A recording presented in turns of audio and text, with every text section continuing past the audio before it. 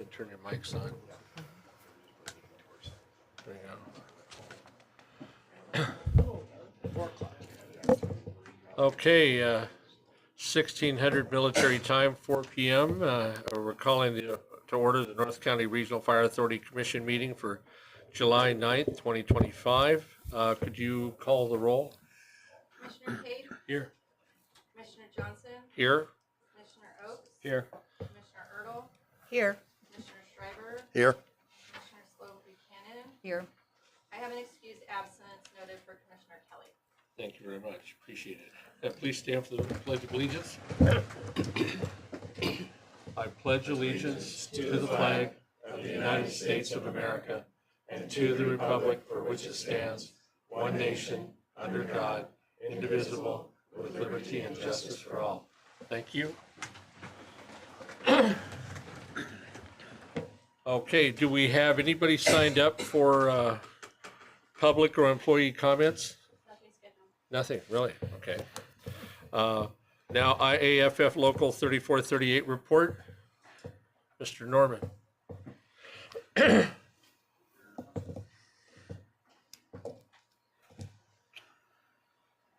We actually don't have a whole lot tonight. Just wanted to say thank you, as always, for the time at the podium to be able to address you folks, kind of give you updates. We've been working hard on the levy. I think we are over 2,000 doors knocked now, trying to get the word out, spreading word on the levy. Politics season is in full swing, as you guys all know, and that's always a lot of work from your labor group. But we're doing everything we can to advocate for this agency, and we just appreciate your support as we move forward together. And then tonight, hopefully, we're wrapping up the contract, and I just wanted to make a special statement to say this was a lot of work. It was a lot of contentious days and many, many months on the calendar, and we just appreciate everyone coming together to get this thing done and land the plane. That's all I got for tonight. Anybody, any questions for me? All right, thank you. Thank you. Okay, I need a motion for the approval of the agenda. So moved. Second. Okay, discussion? All in favor? Aye. Aye. Agenda is approved. Now I need a motion for the approval of the consent agenda as stated. Also move. I'll second. Okay, discussion? All in favor? Aye. Consent agenda is approved. And speeding along, we are getting right into unfinished business and the signing of the 2025 to 2027 collective bargaining agreement. Chief Kraske.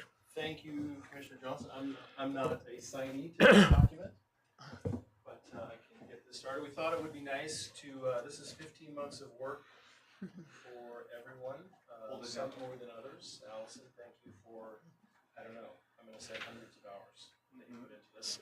And Kirk, you and Allison, I think, probably logged the most amount of time. Commissioner Cade and Oakes, a lot of time. Again, 15 months of difficult times, and then but we came around and wrapped it up. So I'm really happy about it. I'm looking forward to putting this behind us and moving on for the next few years before we are back in this position again. I will say that with a smirk there, Greg. So we thought it'd be nice if everyone, we kind of made this ceremonial and just have each of the commissioners come up to the podium, just sign it, and then President Kuntz, Vice President Normand, and Anna, I'm sorry, your title? Secretary Treasurer, to sign the document, and Allison will then distribute it, and we'll be done. Yes. So we have 2 originals. One will be for us and one for the IAFF. So I've got special pens up here. So if you wouldn't mind just coming up and Can we just come up in the order that we're seated? So Sure, that's yeah, fine. okay. Yeah, either whatever order you would like, but Oh, absolutely. yeah, let's go ahead and do that, and Commissioner Sloan Buchanan could be first, and then Absolutely. Commissioner Cade, et cetera. Let's just do it that way. There you go. We don't pass like half of your signature on a new pen. We don't do that yet. We do have a Sharpie, by the way, just saying, yeah. I'll go home and put my suit on. Who do we put your pen to after this? Exactly. That's right. Oh, I imagine you can give it to Allison. while she's signing that, I just want to do a special shout out to Autumn. She spent a lot of time getting the final versions together, as you will see when it goes out to you, and we'll send you all out a PDF of it. That it's very professional, very nice. A lot of work went into that, so we appreciate that.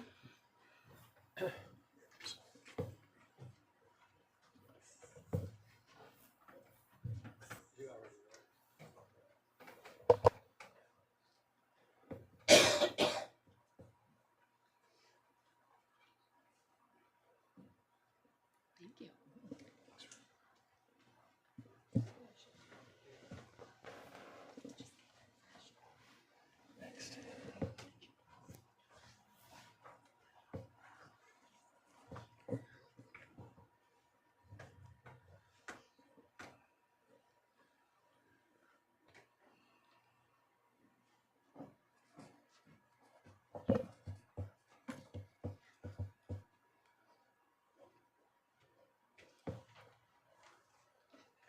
Thank you. You're welcome.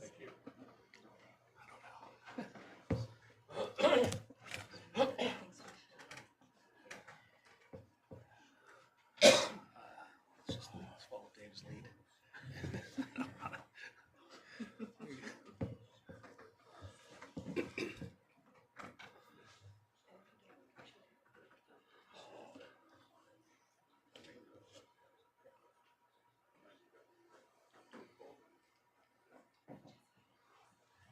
Go ahead, Greg.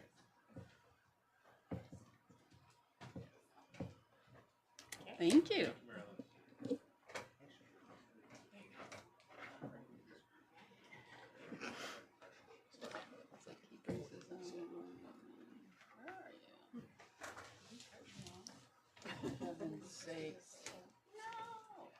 Oh, no. Are What? you kidding me?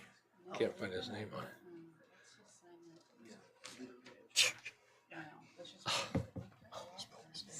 No, well, they omitted it. Thank you. Oh, wow.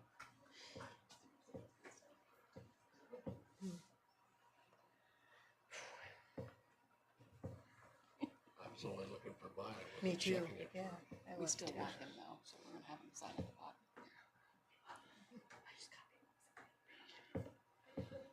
Thank you, Greg. Thank you.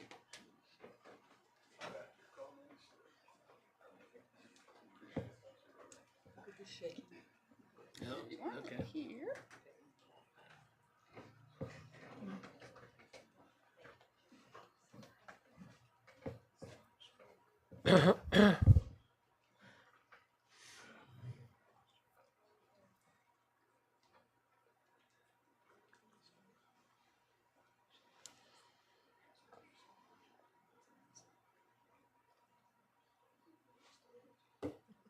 Thank you.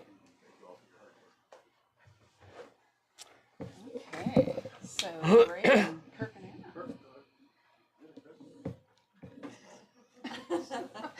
Fight over it?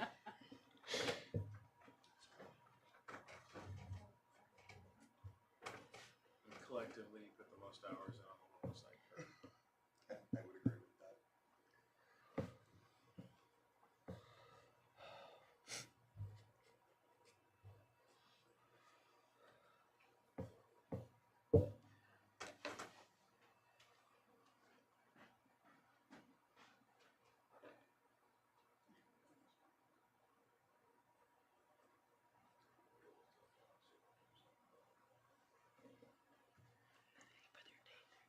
Thank you. Wonderful.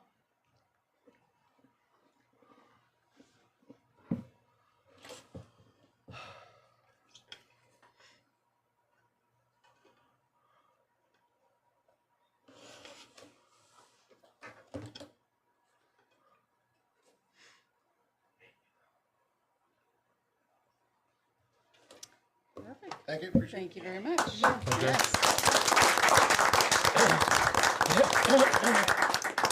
Yes. Thank you. Chief Krasky, Yes. can everybody file by and shake all of our hands? This is just, come on, everybody. What? What are we doing? So we're doing a handshake. Thank you, Chief. Okay, thank you. Okay. Oh, thank you, appreciate it. Can I have a real hug? Thank you, okay. I gotta have a hug. Thank you. I gotta have a hug, okay?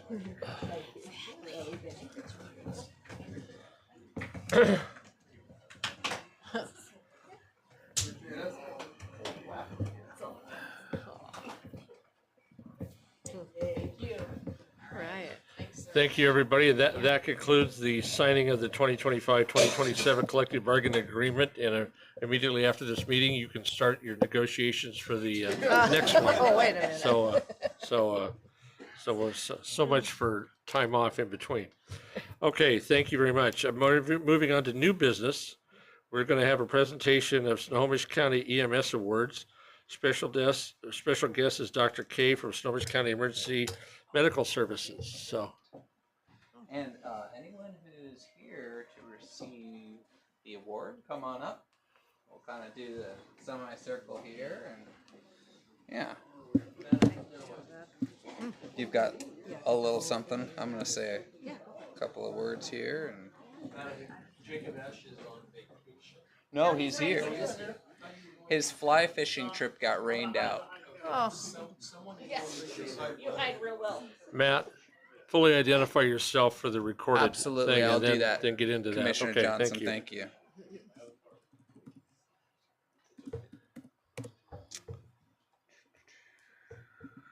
Is mic on still? Yes. Okay, awesome. Good afternoon, commissioners, staff, and those watching online. My name is Matt Hickman. I'm Assistant Chief of EMS here at North County Fire. This evening, we're going to take a moment to recognize some of our EMTs and paramedics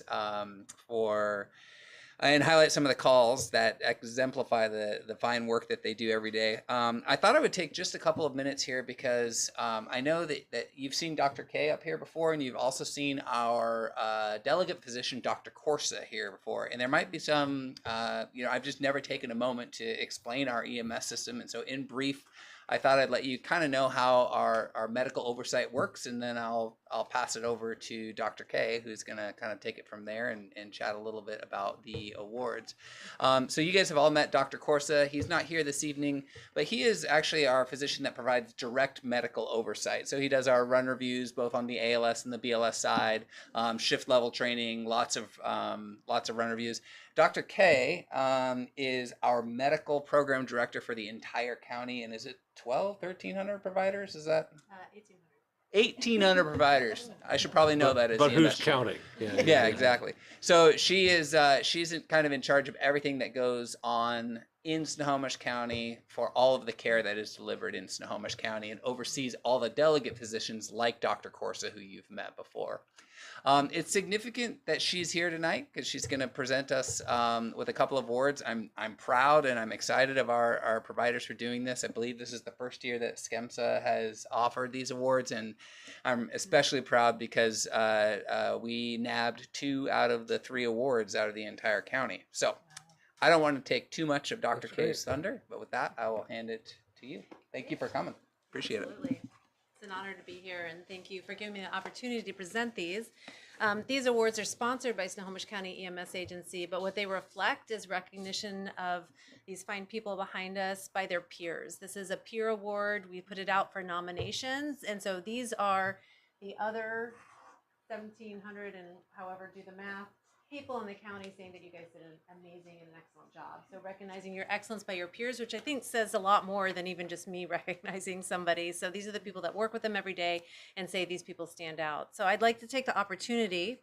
So there were three awards: a resuscitation award, an airway award, and collaborator award. And North County won the resuscitation and airway awards for Snohomish County EMS Agency.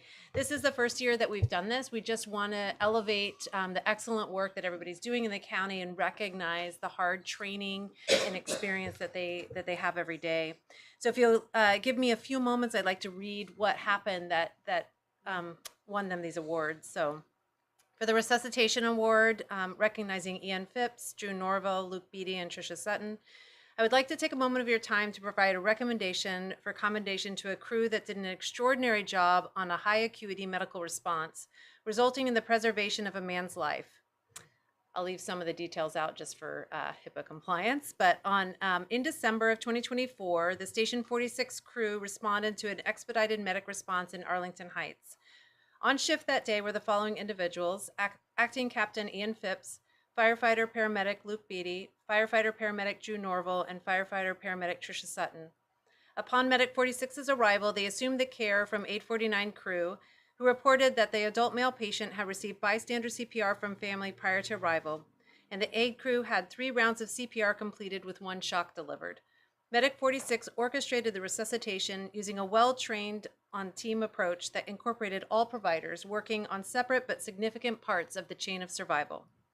After several rounds of CPR, electrical therapy, and medication administration, the crew achieved a return of spontaneous circulation, which means the man's heart started working again. During further assessment, it was determined that the patient was likely suffering from a myocardial infarction, which is a heart attack, and that probably led to his cardiac arrest. The 46 crew continued their treatment of the patient and expeditiously transported him to the hospital. During their transport, the patient began to regain consciousness to the point that his airway, they had placed an airway, supraglottic airway and I-gel, had to be removed. And by the time they reached Providence, the patient was awake and talking. So much so that he was able to articulate questions and answers with staff at the hospital. This is really, really unusual after a heart attack. From my experiences, I know how rare a situation like this can be. It is not often that we have patients immediately regain consciousness after several rounds of continuous CPR and defibrillation, which is applying electricity to the chest. Because of their devotion to training, learning, and practicing good medicine, this patient is still alive today. For those reasons, I'm recommending each of these providers be recognized for their roles in the resuscitation. So before we move on to airway, I'd like to take the opportunity to present them with a certificate from Snohomish County EMS, as well as our brand new SCEMSA challenge coins. So if you guys can come up, I'd like to present you each Ian Phipps. Congratulations.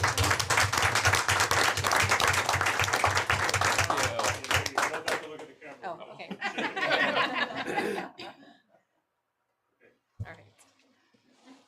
All right, Drew. Sick. Okay, we'll set that aside so somebody can take that for him. All right, Luke. All right.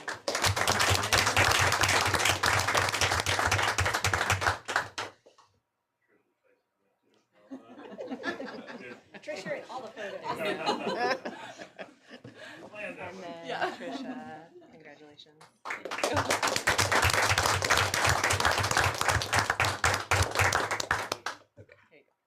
Thank you.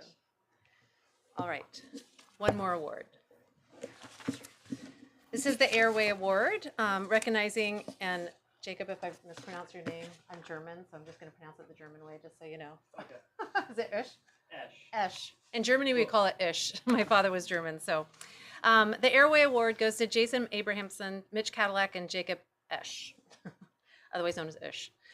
In the high-stakes world of pre-hospital medicine, there are moments that define not only the trajectory of a call, but the caliber of the clinicians behind it. One such moment occurred recently when Jason, Jacob, and Mitch were faced with what would become the most challenging airway of their careers.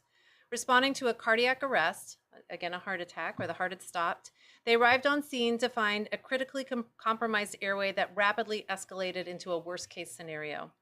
Lesser teams might have been shaken or slowed down, but not these three. With precision, composure, and a level of clinical readiness that can only come from extensive training and unmatched teamwork, they rose to the occasion.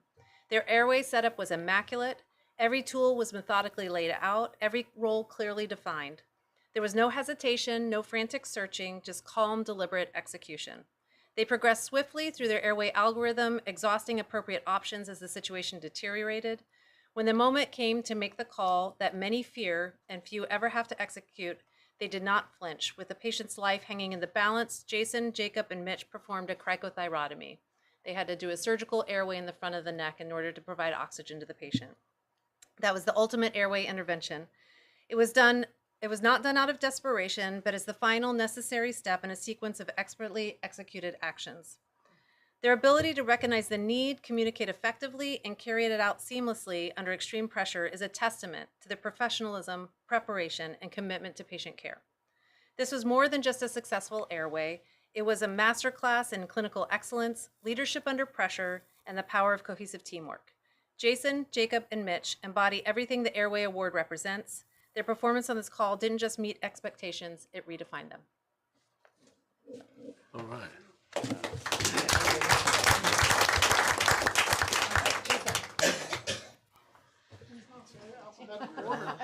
It's in the order that I have them, so congratulations.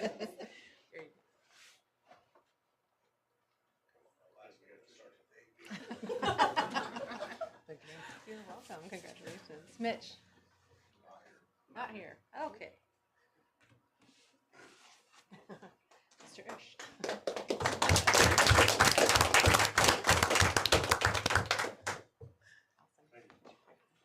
There you go.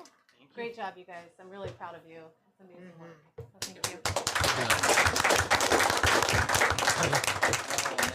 you go. Yeah. Thank you so much. Dr. K, just for perspective, I know if you look correctly, audit are very rare. Yes, they are. Just for ballpark, how many do you think you've seen on counting it? Usually in a year, we might see 1 or 2. This year, we've had 5. It's been an unusually high number. We had some burn cases that resulted in cricothyrotomies, but they are incredibly rare. I'm an emergency physician. I've been in practice for 20 years, and I've done 3 in 20 years. So they're not very common airways, and they're very challenging. It's a stressful environment. Thank you. Yeah. Thank you very much. Appreciate that. That's great stuff. Now move on, a presentation by Finance Director Randy Crum on our mid-year June financial report. Good afternoon, Commission. Randy Crum, Finance Director. This report, normally we look at the next meeting, but I won't be in attendance, so I wanted to make sure I get it to you in the month following June. So that's why we're looking at it tonight. So if we go to page 3, you'll see one more. There we go. There's our cash and investment history going back to 22. You see this last month of June, we ended up at about $16.7 million in all our cash and investments. Next page, you'll see with graphically, we topped out there close to 18 million right after the property tax distribution. Now we're coming back down, and we'll see that number drop again until the second half property taxes, and we'll bump back up again. Next page is just the summary for the general fund. It's real easy to calculate. You know, we're 6 months into a 12-month year, so we're at 50% is our target. Pardon me. You see on the revenues on the top half there, we're at 57% overall. So everything's coming in as expected or better. Total grants reimbursements, we don't budget for those, but we're at $300,000 for that, and that includes our MOB reimbursements as well. Fees and charges such as transports and GMT, we'll look at the next page, but those are doing well. So everything on the revenue side is coming in as expected or better. So that's all good news so far. If we drop down to the expense side Excuse by department, me, just for the record here, I think I know the answer, but I want you to clarify. The reason, this is a question, the reason you don't budget for total grants or reimbursements is probably due to the unpredictability of it, I would assume. yeah, typically when we're putting the budget together, we're not usually awarded a grant yet. We may have put in for some, Right. but we probably don't usually hear till the following year that we were awarded a grant.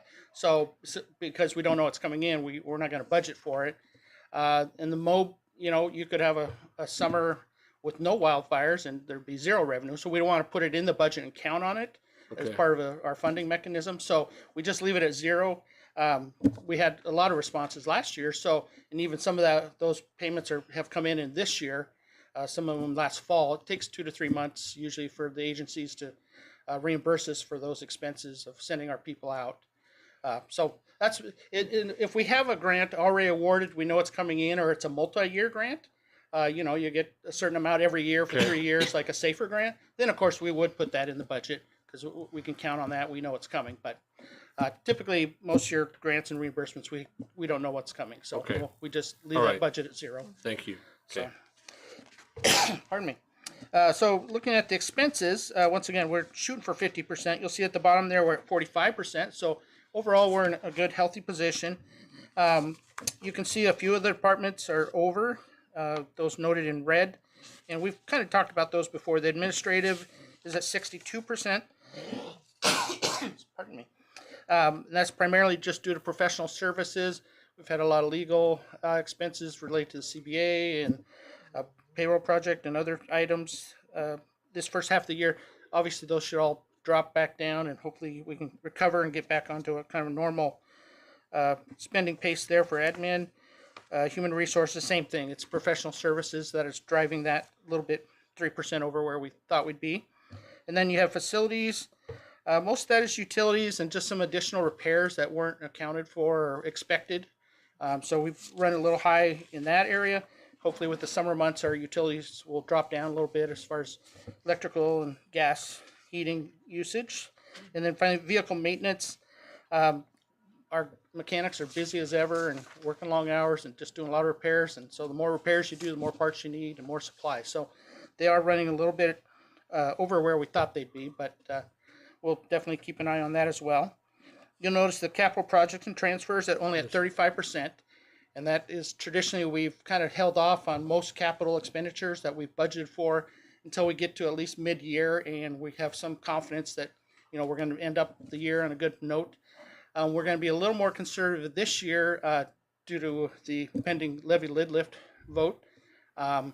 If it doesn't pass, or we don't pass it in the fall, then obviously we're going to have to make some tough budget decisions for next year. So we don't want to just go out and buy every little capital item we thought we could afford if we can't afford it next year. So we're holding back a little bit longer till August gets here, and we have a little better feel. Plus, well, we'll talk about that later in the wage page. But but overall, I mean, general fund's doing great. Revenues are there, expenses, we're controlling them, so I feel very comfortable there. Dive in a little deeper on the next page. Excuse me. I'm sorry. While we're on this page. Sure. Vehicle maintenance, at the current level, it's going to come in at about 136% of the expected budget amount. I mean, is there something special in there? Did we just undershoot it or underestimate it? Or I'm just curious why that's so far off. Can we have an EMS unit? Well, one issue, if you remember, we had the engine blowout. We had to pay $25,000 for a new engine. That is obviously not budgeted for. We didn't think we had to buy a new engine for an ambulance. So when we come across those high value things, there's nothing we can do but pay that to get it bring back in service. So is that what's really reflected here a lot? Is something like that was more than maintenance? And the high cost of parts that we're going through. I mean, a new engine for $25,000 is not something we budgeted for with no expectation. That's what I meant. Yeah. Okay. All right. Yeah, so it's So mostly that's what it just was. Okay. parts and a little bit of professional services. Probably 90% of it we do in-house, but there's a few things, detailing, vehicle striping, some of those things we still have to go outside Sure. to have done. So, but we'll continue, Doug and I, to monitor that real closely and try if Okay. we can get that back down to expected levels. Okay. On the next page is the GMT and transport revenues. Top half there is the GMT, and you'll recall there was a billing issue, and so we didn't get anything in April because they're paying us too much the first quarter. Now things have dropped back down to a normal level, and we targeted $2 million for our budget, and we're on trend to get about $2.6 million. So we're ahead of schedule on that, so that's a good place to be. On the second half there, you see just the regular transports. Those are just coming in real steady every month. We budgeted $2.6 million for that, and we're forecasted to end about 2.7. So we're definitely right on track for both those numbers. So that bodes well for EMS funding. Excuse me. Next page, you'll see one thing we don't usually look at every month is the expenses by object group. And this is where we can break it down: wages versus benefits versus supplies or services, and then capital expenditures. And so if you go to the far right column, the over-under column, right now everything's trending to be under at this halfway mark, except the professional services. And then I've listed all the different types of professional services we have utilized in the first half of the year. And some of those, we wouldn't normally have. Liz Loomis, a lot of the CBA negotiation costs, the ILA negotiations. So a lot of these are not normal to our spending each year. But so far, that's the only item that is trending to be above budget at the end of the year. But we'll continue to watch that.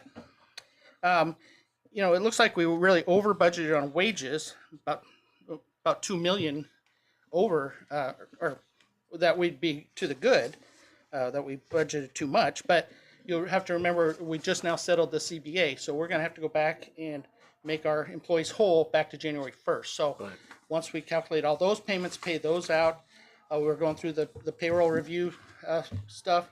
There may be some payments there we have to make. So I think we'll be a lot closer to the budgeted amount for the wages than where we're currently at once we make all these catch-up payments. So, but overall, it's looking good. I also included a page this time for the training center.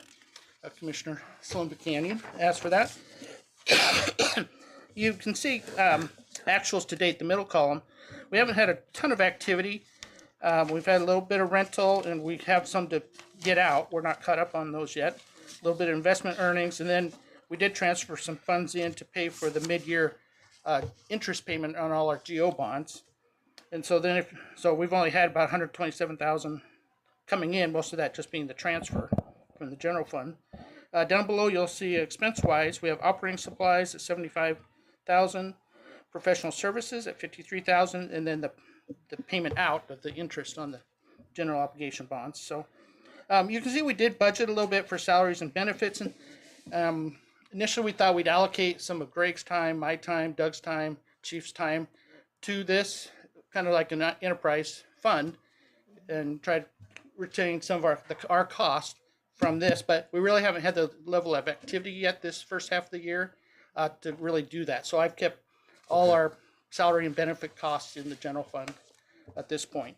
I know we are doing some marketing. Last Wednesday we had the group over. We've got some brochures printed that we'll be distributing. So I expect the rentals to pick up in the second half of the year. We will be getting our 2024-02 Training Academy payment, which will be close to $200,000. Most of that for the site usage, and then the rest of it's for reimbursement for lumber and other things we expended on behalf of the academy. So that's coming in the next week or so. And as far as the billing on that, yeah, we met with the consortium and agreed on what the final true-up was. So we got that last Wednesday. And so the bills have been sent out on that, and we're going to send out payments to those we owe funds for. And then we're already working on the 2025-01 Fire Academy true-up. We got that about 2/3 done. So I hope to present that to the consortium the next CAB meeting around the 1st of August.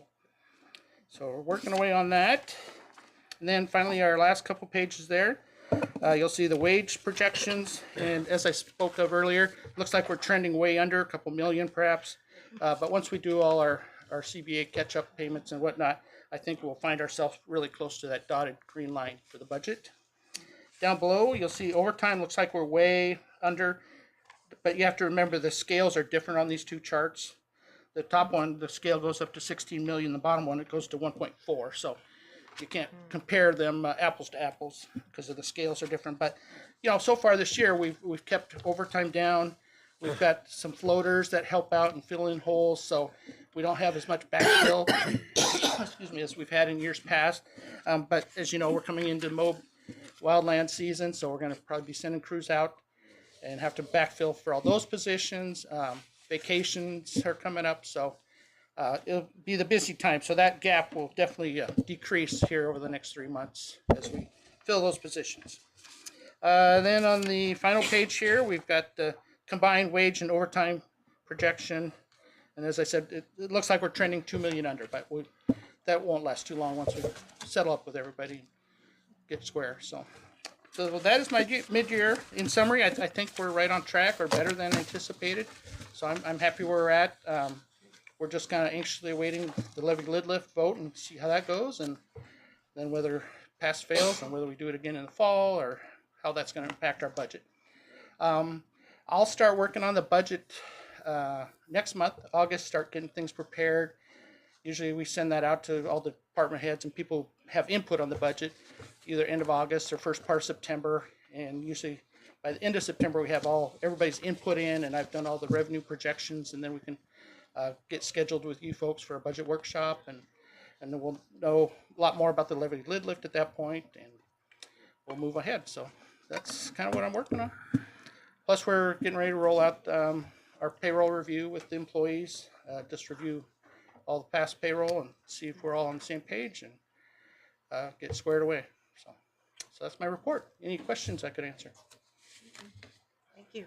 Okay, Thank you for very your much. time. Thank you, Randy. Okay, thank you very much, and we'll move on to the chief's report. Okay, thank you, Commissioner Johnson. 4th of July was last weekend. I'd like to thank Battalion Chief Kuntz. 4th of July is always a popular time for staff to take off. It's a high vacation usage day for us. And Greg picked up a Battalion Chief overtime shift that day and managed a very busy day. We up staff on that. A few times a year we'll up staff, 4th of July being one of them. So we actually hired back a second battalion chief for the shift, and so we kind of had one on each side of I-5, as well as upstaffed an additional unit. They actually started their day at like 8 o'clock in the morning with a second alarm fire, just right at I-5 and Old Pacific Highway, kind of just north of the intersection. Just a commercial building with a lot of kind of RVs and things around it, and so a lot of units there. They were there several hours. A lot of help from our mutual aid partners. As the day progressed, we had Stanwood Parade, Arlington Parade, and then the fireworks event, big fireworks show in Arlington, a public show, and then just the community fireworks stuff that happens. All in all, I think everyone was pleasantly surprised. 4th of July was calmer than we thought it was going to be. I'm always concerned when it's on a Friday or a Saturday and people have the next day off. You think it's going to be a little bit crazier, and it wasn't. I came through Stanwood about 10 o'clock on the night of the 4th, and it was calmer than I thought it was going to be.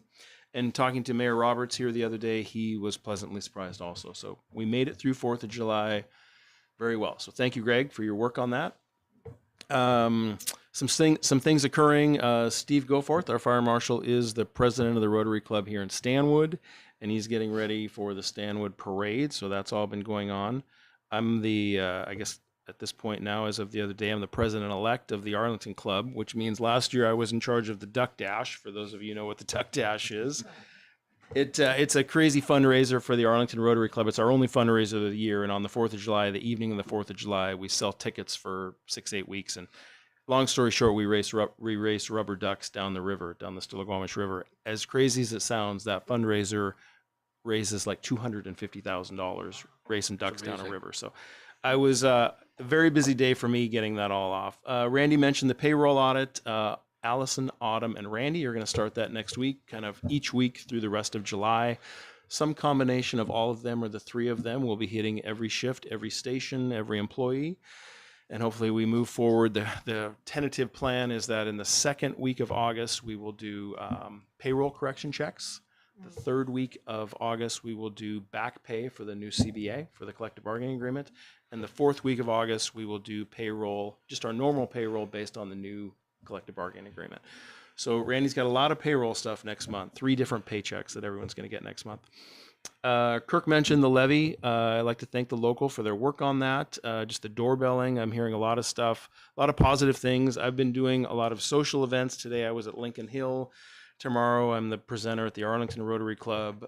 We have a booth in the Arlington Street Fair Friday, Saturday, and Sunday, just educating people on the levy, handing out material. So there's a lot of work going into it. Just public engagement thing. This is the time of year when we have so much stuff going on. It was the Stanwood Car Show, the Arlington 4th of July events coming up, the Stanwood Fair and Parade that Chief Goforth will coordinate, the levy open houses. Every station has an open house at some point in the next 2 weeks that will be just interacting with the public if they have any questions about the levy. I was at Warm Beach last week. Commissioner Schreiber was there and talked to that group. And yeah, a lot going on. We did a water expo event last week. I'd like to thank Captain Normand, if he's still in the room. Coordinated that up with Stillaguamish Tribe. Kirk, how many life jackets? 400? Stillaguamish Tribe, kind of on a bit on a whim, they wanted to do something for the public, and so they worked with Cabela's and bought like 300 or 400 life jackets in different sizes for kids. And so then we did this event at Haller Park, and it was well advertised on social media, and parents could bring kids down to get a life jacket. So, and Wow. as part of that, Pretty cool. the water team did a demonstration in the river. We had the hovercraft from District 21, and our group was all in the river, and it was a really neat event. So thank you for that. If you'll notice when you leave tonight, the 2 used vehicles that we bought from South County are kind of parked in the corner of the parking lot. $7,000 for 2 trucks that still have plenty of life left in them that we'll just use at station vehicles, I think here at Station 99 and Station 97 for when Jen or Teresa or anybody needs to run an errand or run to the bank or whatnot. We hosted the Snow Isle meeting last week at the training center. Thanks, Commissioner Schreiber, for that. We had 15, 20 people there. Chief Kuntz manned the barbecue, and we ate barbecue and then gave tours of the training center, and then the group had a small short meeting in the classroom. So nice of that. We did our first fire mobilization, wildland mobilization last week. We sent a crew of 3 to just south of Spokane for 4 days. So that season is underway, and we'll probably see that. We'll be actively participating in that probably through early to mid-October.